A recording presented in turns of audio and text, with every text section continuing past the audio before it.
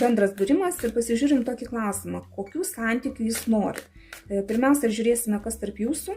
Pagal tai matysite, ar tikrai tas kortų skaitimas yra jums, nes tai yra vis dėlto bendras kortų skaitimas ir tikrai ne kiekvienam tiks. Todėl nepritraukinėkit informacijos savo, jeigu matote nuo pat pradžių, kad tai ne apie jūs. Gerai, žiūrim, kas yra dabar šiuo metu tarp jūsų.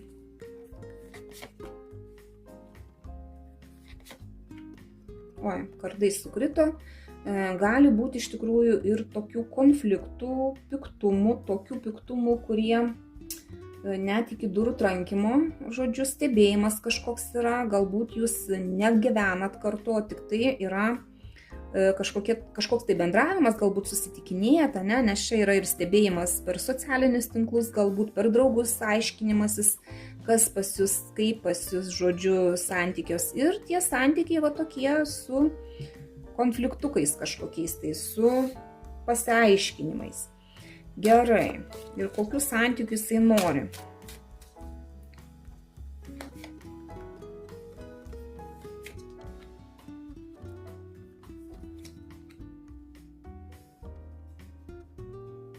Na, žiūrėkit, vis tiek, jisai nori tokių santykių atsargių, kad nesikartotų tai, kas buvo prieš tai pas jį, jeigu yra kažkokia tai patirtis, kad nesikartotų niekas, kas buvo bloga, kas įskaudino jį.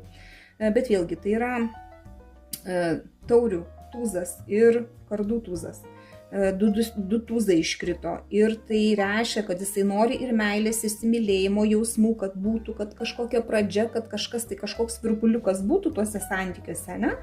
Bet kad būtų tuo pačiu ir aiškumas, kad būtų sudėlioti taškai ant į, kad nebūtų kažkas tai neaiškaus, bet gal dėl to jisai aiškinasi, gal dėl to čia yra kažkokie tai konfliktai ir jisai stebi iš šalies, žiūri, kaip jūs, ką jūs, galbūt jūs su kuo bendraujate, vat jisai aiškinasi, nes jisai, sakau, jisai bijo, kad nesikartotų, kas buvo prieš tai ir vat jisai nori gražių santykių, bet nenori, kad būtų įskaudintas ir vėl. Tai va, šį kartą tiek, dėkuoju už jūsų laiką, širdutes ir iki sekančio karto.